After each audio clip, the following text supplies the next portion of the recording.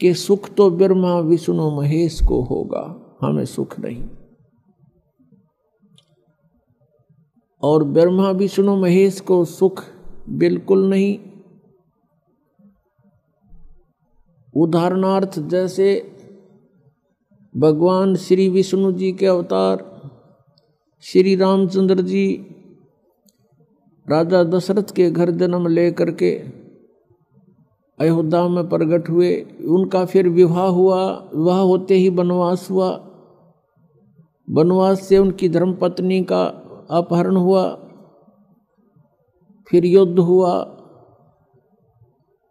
12 वर्ष तक युद्ध हुआ। युद्ध तो 2-4 मिनट घंटे का बहुत हो जाता है। उसके पश्चात रावण का वध करके सीता जी को घर ले आए। कुछ ही दिनों के बाद, कुछ वर्षों के उपरांत किसी के व्यंग से सीता जी का परित्याग कर दिया, अपनी धर्मपत्नी का जो गर्भवती थी। स्वयं कहीं रहे, संतान कहीं रही। तो इससे सिद्ध है कि उस विष्णु जी को भी यहां सुख नाम की चीज नहीं। फिर वही विष्णु जी के अवतार श्री कृष्ण रूप में जेल में जन्म हुआ, मामा शत्रु हो गया।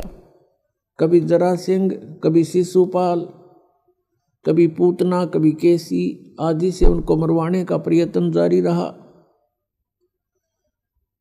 अंत में भगवान ने मथुरा को त्याग दिया,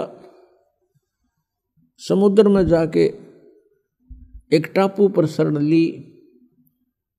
वहां एक द्वार की नगरी बना करके सारी सेना को वहां रख करके शेष जीवन वहां व्यतीत किया। उसके उपरांत अंत समय क्या हुआ भगवान श्री कृष्ण जी का, 56 करोड़ उनके वंशज हो गए थे। 56 करोड़ पोते पर पोते, पुत्र, रिश्तेदार, नाती, और वो भी श्री कृष्ण जी के सामने सब मृत्यु को प्राप्त हुए। आपसी युद्ध हो गया दुर्वासा जी के श्राप से, और श्री कृष्ण जी के सामने पूरा कुल नाश हो गया। क्या वो प्राणी सुखी हो सकता है जिसके आगे सारे मर जाएं? तो यहां परमात्मा कबीर परमेश्वर जी हमें याद दिलाते हैं, भजन करो उस रब का जो दाता है कुल सब का। भजन करो उस रब का जो दाता है कुल सब का। उस परमेश्वर की भक्ति करो जो सबका मालिक है, सबका दाता है। श्रीमद् भगवत गीता अध्याय नंबर 15 के श्लोक 1 से 4 में यह बताया गया है कि ऊपर को जड़ वाला, नीचे को तीनों गुण रूपी शाखा वाला, ये उल्टा लटका हुआ संसार रूपी वृक्ष है। ऊपर को मूल जो जड़ें हैं वो तो समझो परम अक्षर ब्रह्म है, पूर्ण परमात्मा, वो सब का मालिक। और नीचे को तीनों गुण रूपी शाखा, रजगुण ब्रह्मा, सतगुण विष्णु, तमगुण शिव जी रूपी शाखाएं हैं। और जो संत इन उल्टे लटके हुए संसार रूपी वृक्ष के सभी विभागों को भिन्न भिन्न बताता है, स वेदवित, वो वेद के तात्पर्य को जानने वाला है, अर्थात वो तत्वदर्शी संत है। परमेश्वर स्वयं भूमिका करते हैं, सतलोक से चलकर यहाँ आते हैं। यहाँ के भगवान काल द्वारा फैलाया गया अज्ञान, उसका नाश करते हैं, अपने तत्व ज्ञान रूपी टॉर्च से उस अंधेरे को हटाते हैं।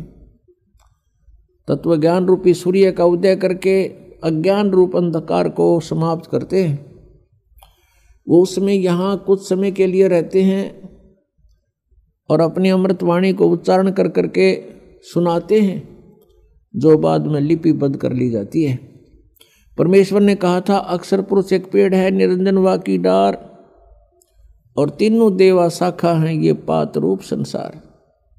जो हिस्सा जमीन से बाहर दिखाई देता है पेड़ का, वो तुरंत जमीन से बाहर जो मोटे वाला होता है उसको तना बोलते हैं।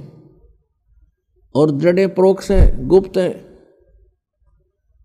तो मूल मालिक तो गुप्त है, परोक्ष है, उसका तो यहाँ के सदग्रंथों में जिक्र नहीं। वो तो स्वयं परमेश्वर ने आके बताई है अपनी महिमा।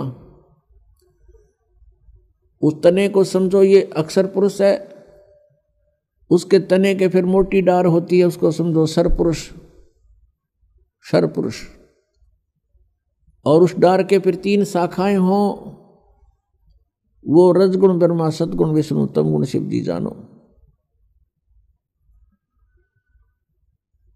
श्रीमद् भगवत गीता अध्याय नंबर 4 के श्लोक नंबर 32 में कहा है कि जो श्लोक नंबर 25 से लेकर 31 तक जो भी साधनाओं का वर्णन किया गया है वो पर्याप्त नहीं है, लेकिन साधक अपनी अपनी साधनाओं को पाप नाशक ही मानते हैं।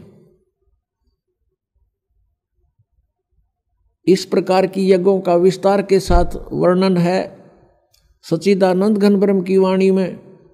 ब्रह्मणे मुखे, यानी सच्चिदानंद घन ब्रह्म ने स्वयं आकर के अपने मुख कमल से वो तत्व ज्ञान बोला होता है, उसको परम अक्षर ब्रह्म की वाणी कहते हैं। उस वाणी में वो विस्तार के साथ कहे गए हैं। उनको जानने के बाद फिर पूर्ण रूप से कर्म बंधन से मुक्त प्राणी हो जाता है। गीता जी अध्याय नंबर 4 के श्लोक नंबर 34 में तुरंत कहा है कि उस तत्व ज्ञान को जो परमेश्वर ने स्वयं आकर बोला होता है, किसी तत्वदर्शी संतों के पास जाकर समझ उनको दंडवत प्रणाम करने से, कपट छोड़कर प्रसन्न करने से वो तत्वदर्शी संत तुझे उस परमात्म तत्व का ज्ञान कराएंगे। इससे एक बात तो ये सिद्ध होगी कि गीता ज्ञानदाता भी उस तत्व ज्ञान से अपरिचित है, इसलिए संतों के पास जाने को कह रहा है। अब यहाँ गीता जी अध्याय नंबर 15 के श्लोक नंबर 1 से 4 में परमेश्वर ने स्वयं अपनी महिमा का गुणगान किया है। अक्षर पुरुष एक पेड़ है, निरंजन वा की डार, सरपुरुष जिसको कहते हैं, सरपुरुष वा की डार, और तीनों देवा शाखा हैं ये पात रूप संसार। अब गीता जी अध्याय नंबर 15 के श्लोक 4 में कहा कि उस तत्व ज्ञान की प्राप्ति के उपरांत तत्व ज्ञान रूपी शस्त्र के द्वारा इस अज्ञान रूपी उलझी हुई गुत्थी को काटकर अर्थात समझकर उसके पश्चात परमेश्वर के उस परम पद की खोज करनी चाहिए, जहां जाने के बाद साधक फिर लौटकर कभी संसार में नहीं आते, अर्थात उनका जन्म मृत्यु सदा के लिए समाप्त हो जाता है। और जिस परमेश्वर ने सर्व ब्रह्मांडों की रचना की है उसी की भक्ति करनी चाहिए, अन्य की नहीं। गीता ज्ञानदाता यहाँ अपनी भक्ति को भी न करने की सलाह दे रहा है। क्यों दे रहा है? क्योंकि गीता जी अध्याय नंबर 4 के श्लोक नंबर 5 तथा 9 में, गीता अध्याय नंबर 2 श्लोक 12 में, गीता अध्याय नंबर 10 श्लोक 2 में ये स्वयं कहता, अर्जुन तेरे और मेरे बहुत जन्म हो चुके हैं, तू नहीं जानता मैं जानता हूं। इससे सिद्ध है कि गीता ज्ञानदाता की भी जन्म मृत्यु होती है। ये पूर्ण मोक्ष नहीं होता, ना इसकी साधना से पूर्ण मोक्ष हो सकता, और ये भी नाशवान है।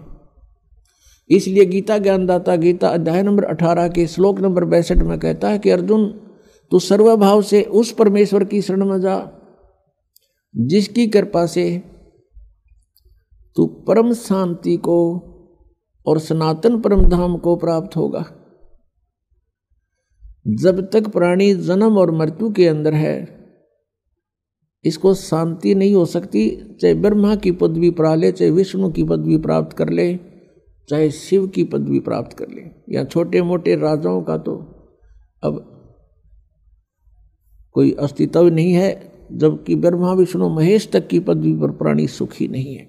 इसलिए गीता जी अध्याय नंबर 7 के श्लोक नंबर 18 में गीता ज्ञानदाता कहता है कि जितने भी भक्त हैं, साधक हैं, जिन्होंने वेदों को जाना समझा और तत्वदर्शी संत ना मिलने से अपने आप निष्कर्ष निकाल लिया, ओम नाम को मोक्षदायक मान लिया और ब्रह्म को सुप्रीम पावर मान लिया, सुप्रीम गॉड मान लिया, इस भूल के कारण ये उदार आत्मा, नेक आत्माएं, ये ज्ञानी आत्मा है तो